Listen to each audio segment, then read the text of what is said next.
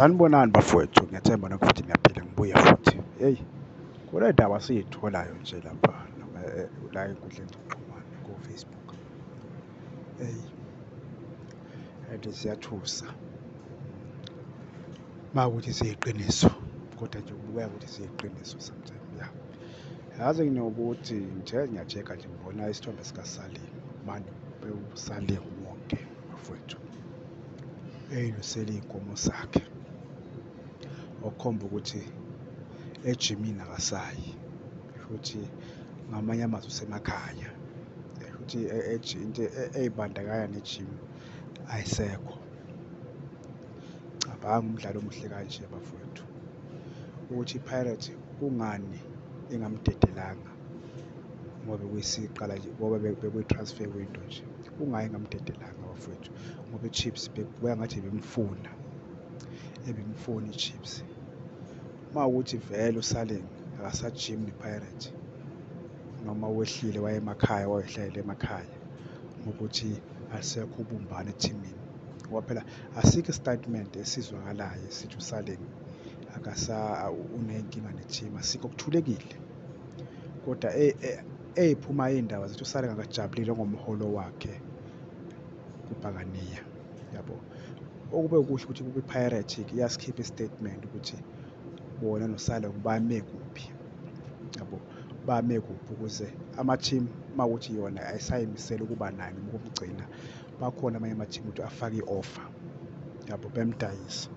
Ngoba angiboni noma kuthiwa-ke mhlawumpe-ke useyafuna-ke uSalim ukubuya, ngeke kusaba nakho okuhle. Wesiphathi iPirates uma ingadlala lamakhaphu, ingenzi kahle eligini, igcine nje iligi ihamba kanjalo, of course angeke amxolele uSalim, ngeke asamxolele.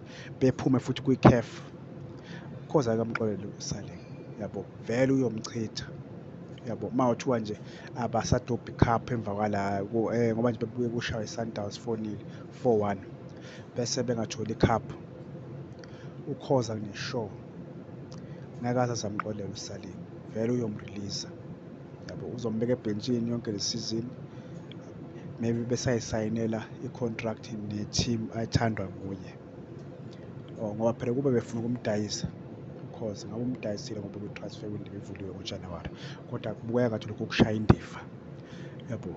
Kwale noma kuthiwa i-Chiefs siyamfuna-ke uSalim, ifuna ukumsebenzisa, kodwa lokho kuvele kwathuleka nje ngoba kushaya indiva, yabo. Bemele bemkhulule umfana ahambe ayoyibhekela amadlela ahlasa kwamanye amathimu, la amathimu azomholela kangcono, yabo. Hhayi ukuthi bemvalele, bengamvaleli umfana. Uma kuwukuthi umfana akasajabulile kwezimnyama, mkhululeni umfana ahambe, ngoba into ezoba ingozi, iPirates izophuma kwi-CAF,